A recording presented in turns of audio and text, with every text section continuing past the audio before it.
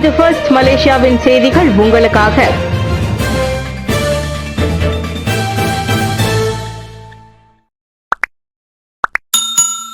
விமான பயண டிக்கெட்டுகள் தொடர்பான இரு திட்டங்களை தொடர அமைச்சரவை இணக்கம். விமான பயண டிக்கெட்டுகளை வாங்குவதற்கு வழங்கப்படும் உதவித்தொகை தொடர்பான இரு திட்டங்களை தொடர அரசாங்கம் இணக்கம் தெரிவித்துள்ளது.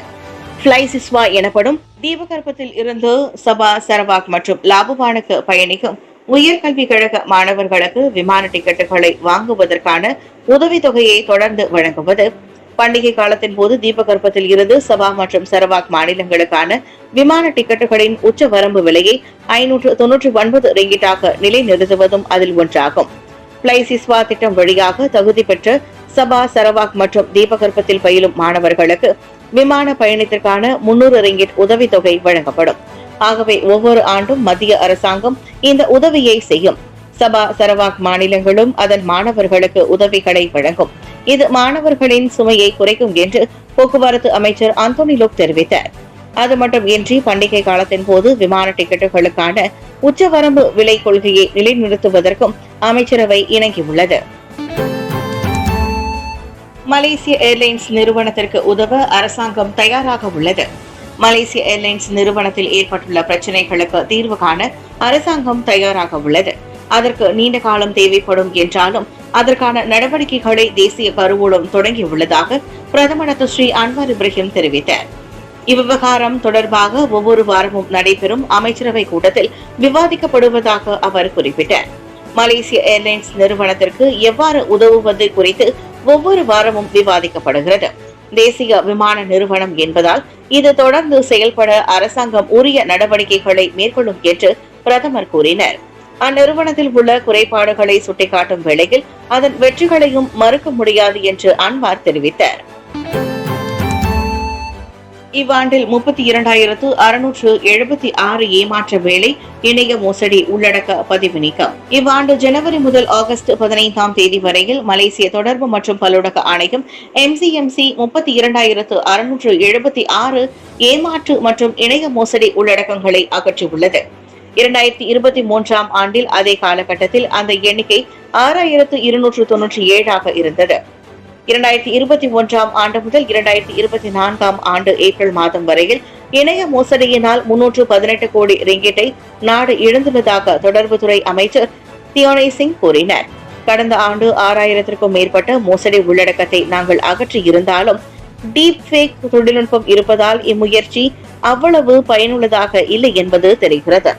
இதுபோன்ற பதிவேற்றங்கள் மோசடி செய்பவர்களை வேகமாகவும் எளிதாகவும் உருவாக்குகிறது. மேலும் பலர் இதில் சிக்கி பாதிக்கப்படுவதையும் நம்மால் காண முடிகிறது என்றார் அவர். நேற்று பிரிக்ஃபீல்ட்ஸ் ஆசிய கல்லூரியில் மீடியா த நியூ ஒடிசி என்ற கருப்பொருளில் 19வது ஆசிய ஊடக உச்சநிலை மாநாடு மற்றும் அது தொடர்பிலான கூட்டங்களை தொடக்கி வைத்த பின்னர் செய்தியாளர்களிடம் தியோ அவ்வாறு தெரிவித்தார். அரசாங்கம் மற்றும் அமைச்சுகளின் கொள்கை விரைவில் ஜாக்கிம் ஈடுபட்டுள்ளதா? மலேசிய இஸ்லாமிய மேம்பாட்டுத்துறை ஜாக்கிம் அதிகாரிகள் பல அரசாங்க துறைகள் மற்றும் அமைச்சுகளின் கொள்கை வரைவில் ஈடுபட்டுள்ளதாக MCC BCHST எனப்படும் பௌத்தம், கிறிஸ்துவம், இந்து மதம், சீக்கியம் மற்றும் தாவோயிசம் ஆகியவற்றுக்கான மலேசிய ஆலோசனை மன்றம் வெளியிட்டுள்ள அறிக்கை அடிப்படையற்றது. அந்த அதிகாரிகள் சம்பந்தப்பட்ட அரசாங்க துறைகள் மற்றும் அமைச்சுகளில் ஒருமைப்பாடு மற்றும் ஆன்மீக நிரப்புதலின் அடிப்படையில் உதவ மட்டுமே பணி அமர்த்தப்பட்டிருப்பதாக தொடர்பு அமைச்சர் ஃபாமி ஃபார்சில் தெளிவுபடுத்தினர். நேற்று புத்ரஜயாவில் நடைபெற்ற வாராந்திர செய்தியாளர் சந்திப்பின் போது அவ்விவகாரம் குறித்து எழுப்பப்பட்ட கேள்விக்கு ஒருமைப்பாட்டு அரசாங்கத்தின் பேச்சாளருமான ஃபாமி அவ்வாறு கூறினர். ஜாக்கிம் அதிகாரிகளை பணியமர்த்தும் கொள்கை புதிதல்ல என்றும் 2006 அல்லது 2007 ஆகிய ஆண்டுகளில் செயல்படுத்தப்பட்டு வருவதாகவும் அவர் எடுத்துரைத்தார். தேசிய தின கொண்டாட்டத்தில் இணைந்தவர்களுக்கு ஃபாமி நன்றி. கடந்த ஆகஸ்ட் 31ஆம் தேதி டத்தரான் புஸ்தரஜயாவில் நடைபெற்ற இவ்வாண்டிற்கான தேசிய தின கொண்டாட்டத்தை காண வந்த சுமார் 1 லட்சம் பார்வையாளர்களுக்கு தொடர்பு அமைச்சர் ஃபாமி ஃபார்சில் தனது மனமார்ந்த நன்றியை தெரிவித்துக் கொண்டார். அதே வேளையில் நாட்டின் பிரதான நிகழ்ச்சியான அதனை வீட்டில் இருந்தவாறு நேரலையாக பார்த்து அனைத்து தரப்பினரையும் நன்றி பாராட்டுவதாக ஃபாமி தமது எக்ஸ் பக்கத்தில் பதிவிட்டிருந்தார். மேலும் இந்த கொண்டாட்டம் எவ்வித தங்கு தடையும் இன்றி இனிதே நடைபெறுவதற்கு நேரடியாகவும் மறைமுகமாகவும் பல்வேறு வகையில் ஒத்துழைப்பு நல்கிய அனைவரும் தமது நன்றியையும் பாராட்டினையும் பதிவு செய்து கொள்வதாகவும் 2024ஆம் ஆண்டிற்கான தேசிய தின கொண்டாட்ட குழுவின் தலைவருமான அவர் கூறினார். அதே பதிவில் 67வது தேசிய தின கொண்டாட்டத்தின் உற்சாகத்தை உணர்த்தும் சுமார் 1 நிமிட அளவிலான காணொலியையும் அவர் பகிர்ந்திருந்தார். ஜிவா மெடேகா என்ற கருப்பொருளில் நடைபெற்ற தேசிய தின கொண்டாட்டத்தில் 17,262 பங்கேற்பாளர்கள், 57 குழுக்கள், 22 இசைக்குழுக்கள், 343 தரைமார்க்க வாகனங்கள், 37 வான் சாதனங்கள், 112 சேவையாற்றும் விலங்குகள் ஆகியவற்றின் அணிவகுப்புகள் களை கட்டியது.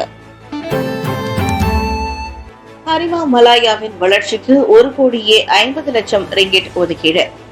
நாட்டின் தேசிய கால்பந்து அணியான ஹரிமா மலாயாவின் வளர்ச்சியை வலுப்படுத்த அரசாங்கம் 1,50,00,000 ரிங்கிட்டை ஒதுக்கிட்டுள்ளது.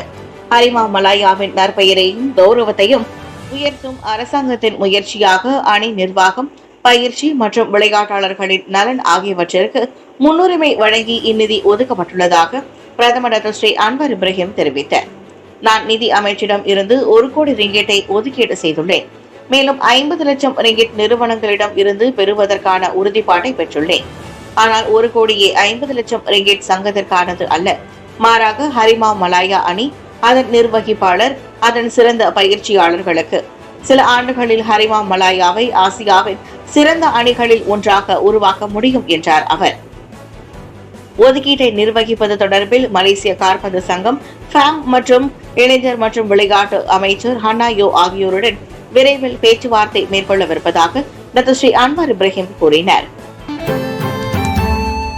தேசிய தின கொண்டாட்டத்திற்கு உழைத்தவர்களுக்கு பிரதமரும் அமைச்சரவையினரும் நன்றி தமிழ்ந்தனர். கடந்த ஆகஸ்ட் 31ஆம் தேதி தேசிய தின கொண்டாட்டம் சிறப்பாக நடைபெற பணியில் ஈடுபட்டிருந்த அனைத்து அரசு ஊழியர்களுக்கும் பிரதமர் டாக்டர் ஸ்ரீ அன்வர் இப்ராஹிமும் அனைத்து அமைச்சரவை உறுப்பினர்களும் தங்களது வாழ்த்துக்களையும் பாராட்டுகளையும் தெரிவித்துக் கொண்டனர். கொண்டாட்டத்திற்கான அனைத்து தயார்நிலை பணிகள் மற்றும் நிகழ்ச்சிகளை செயல்படுத்திய தகவல் தொடர்பு அமைச்சு மற்றும் தேசிய ஒருமைப்பாடு அமைச்சருக்கும் பிரதமர் தனது நன்றிகளை தெரிவித்துக் கொண்டதாக ஒருமைப்பாட்டு அரசாங்கத்தின் பேச்சாளருமான ஃபாமி ஃபாட்சில் தெரிவித்தார். அனைத்து ஊழியர்களும் காட்டிய அர்ப்பணிப்பு, குறிப்பாக சிறப்பான படைப்பை வெளிப்படுத்திய ஹியூமன் கிராபிக் குழுவிற்கும் பிரதமர் வாழ்த்து தெரிவித்ததாகவும் ஃபாமி கூறினார். ஊடகவியலாளர்களுக்கு தொலைபேசி சேவை கட்டணத்தில் கழிவு. இவ்வாண்டின் தேசிய மாத கொண்டாட்டத்தை முன்னிட்டு அனைத்து ஊடகவியலாளர்களுக்கும் அவர்களின் தொலைபேசி சேவை கட்டணத்தில் கழிவு வழங்கப்பட உள்ளது.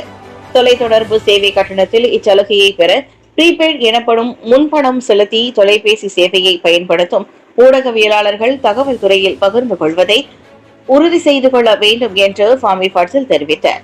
கடந்த ஆண்டு வழங்கப்பட்ட இந்த சிறப்பு சலுகை இவ்வாண்டு ஆகஸ்ட் மாதமும் வழங்கப்படும் என்று கடந்த மே மாதம் ஃபாமி தெரிவித்திருந்தார். இந்த சலுகை தொலைத்தொடர்பு நிறுவனங்களால் மேற்கொள்ளப்படும் என்று அதை தொடர்பு அமைச்சு கண்காணிக்கும் என்றும் அவர் கூறினார்.